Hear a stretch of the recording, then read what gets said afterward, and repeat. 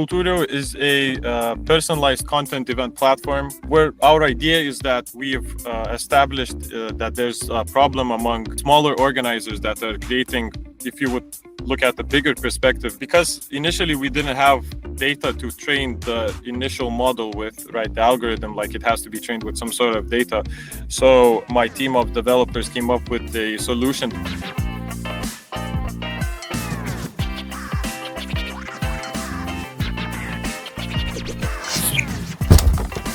Hello, aspiring entrepreneurs, young entrepreneurs. Today's podcast is for you guys because majority of our audience, those people who are in college, universities, from all of you, today we have a guest. He is also a student and innovator.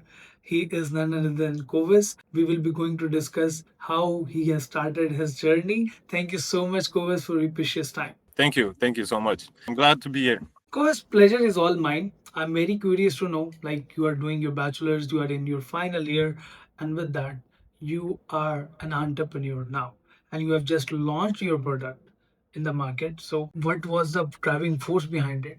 Like you are not facing any problems.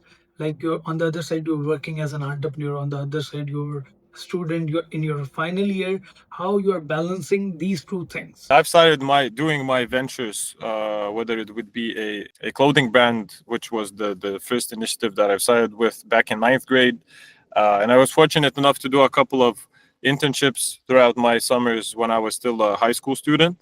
So I guess I've always taken upon these, I guess, like side initiatives, because I understood that we're living in a very competitive world right now. So uh, yeah, I guess I didn't think about this before, but now I'm glad I'm doing these types of things, because yeah, it's having a degree doesn't cut it nowadays. You have to be doing something on the side. But I mean, at the same time, I've always liked creating stuff. Always liked to work together with people. So I guess it just came along naturally. So you have just launched your product in the market in few months back, Culturio. So what is the main purpose of this particular application? How does this application is helping solving the problems of common people? So Culturio is a personalized content event platform where our idea is that we've established that there's a problem among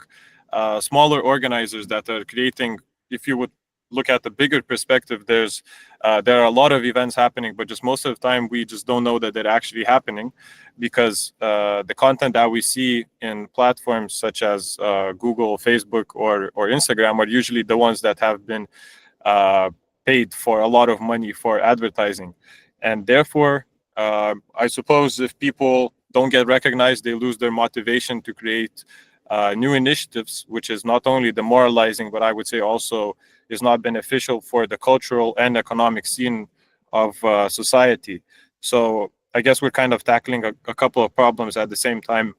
And yeah, we're tackling that through our self-made algorithm that simply shows specific content for a specific person, looking at various aspects of both internally in the platform and externally. So we see that people try to gather data for their applications, for their softwares from websites, from many other platforms. But on the other side, you are gathering data from movie data, and how like this data is helpful for you guys for your platform. Can you elaborate? That's a great question. Well, so because initially we didn't have data to train the initial model with, right? The algorithm, like it has to be trained with some sort of data. So my team of developers came up with a solution that the initial foundation of the personalization model can be trained with.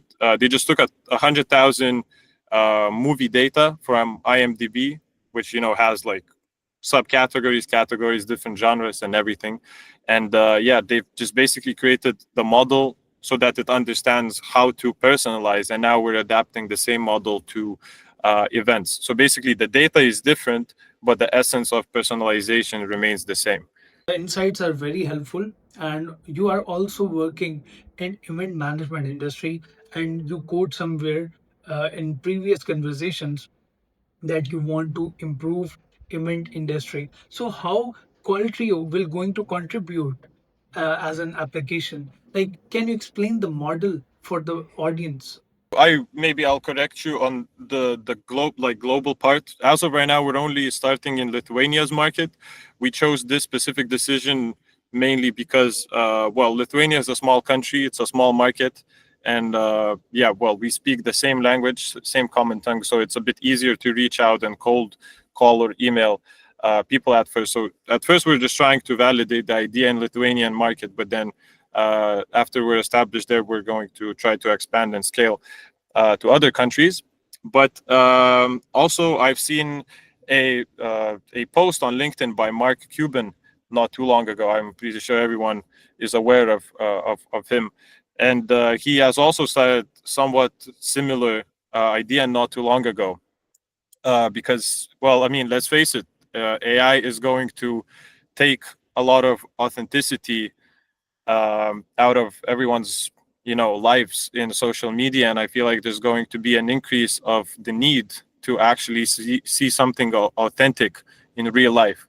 And I'm guessing we're only going to see more and more events happening in the upcoming years when people actually want to feel something that's real and made by people.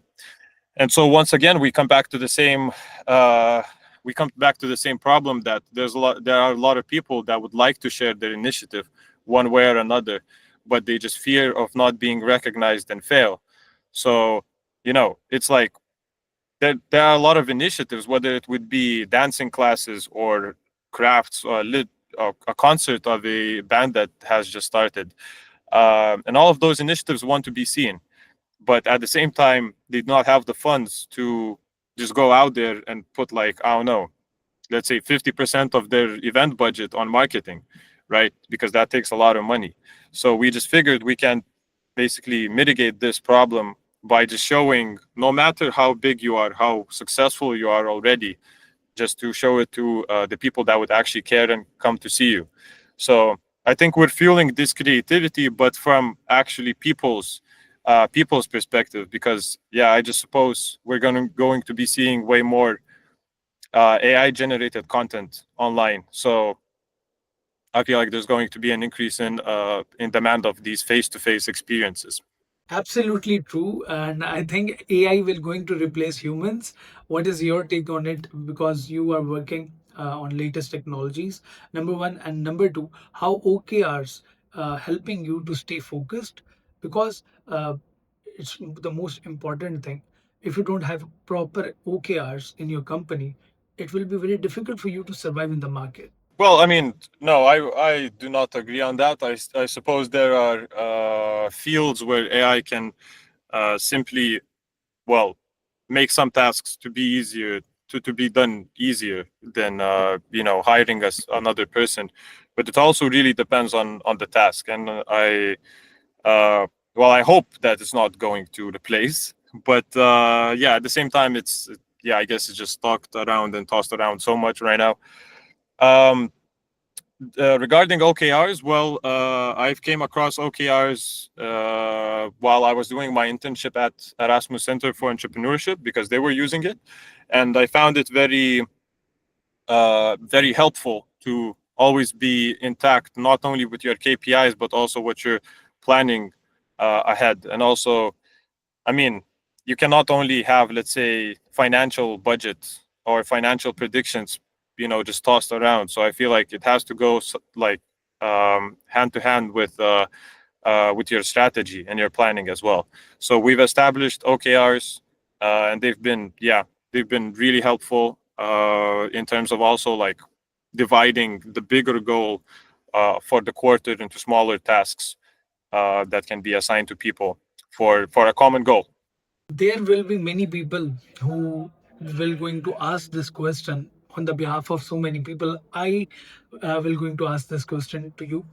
There are many people, they have ideas in their mind, but they think that if they launch their services or product, how they will going to generate revenue, how they will going to get clients, how will they going to scale up their businesses. You have just launched your product in few months back. What sort of response you are getting, and tell me what is your strategies to uplift your brand. Yeah, we've launched the website version of our platform around 2 months ago, and we're planning on launching the app version in around 3 to 4 weeks. So uh, the strategy right now is to just get over this, I guess, this milestone of actually having the second or maybe even the most important product out there, which is just the actual application.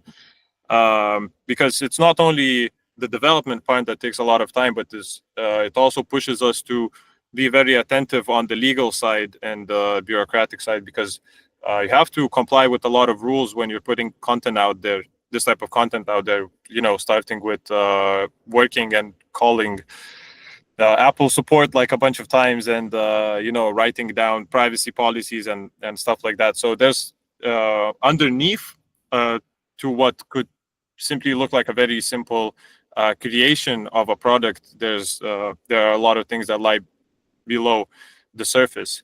But after that, yeah, we're going to have like a very big marketing campaign in Lithuania when the app launches, and our idea is to validate the idea um, in around 2 to 3 months, see if the customers like it. Because if the customers like it, I feel like we have enough coverage and proof of concept to go to various VC funds or angel investors and talk about what could be the next move. And in terms of strategy wise, after, if we're able to validate the idea, I feel like then you have to start thinking about how to make money from your product, because, well, you cannot just work altruistically your whole life, can you? So we have a bunch of ideas that we would like to implement, a lot of functionalities for helping the organizers to create the event as well. Because as of right now, our main focus is on making marketing as efficient as possible, but the end goal of the platform would be to make this like a one-stop shop for organizers to not only market very efficiently, but also, yeah, just take care of all of the processes of creating the actual event itself. So that would be the next goal.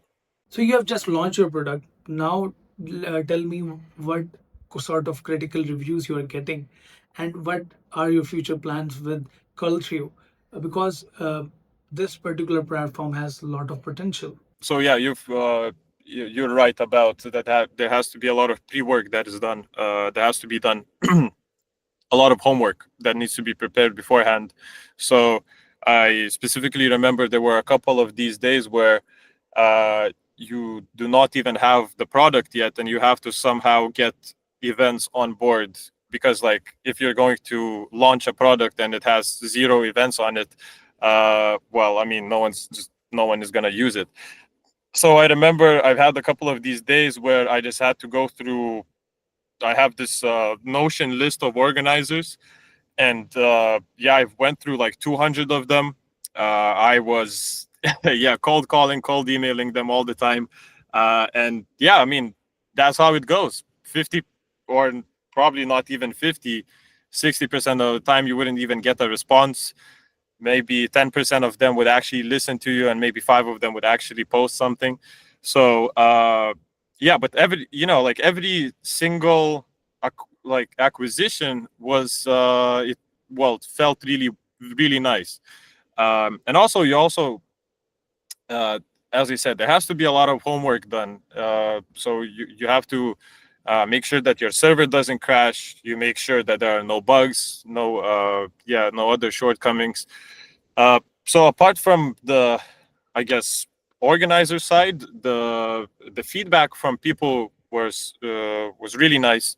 Uh, as I said, I think on the initial reel that we've posted, with the help of our friends, which I still thank to this day, we got like maybe like 20,000 views on that initial real video, which was completely organically received.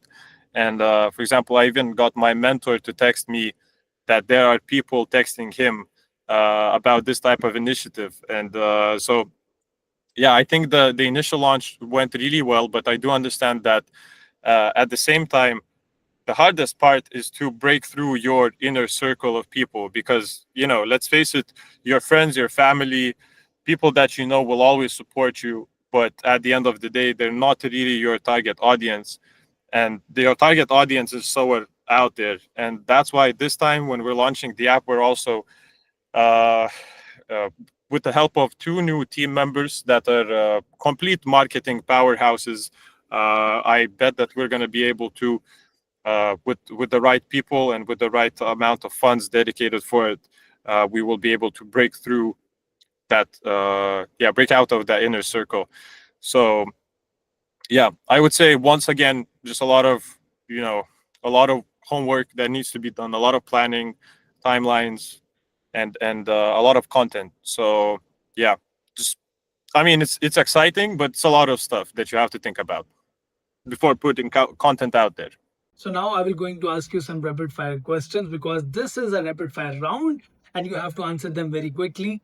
You are a morning bird or night owl? Night owl, but I'm trying to become early bird. Soccer or cricket? Soccer for sure. Which application has improved your productivity? Notion and Asana.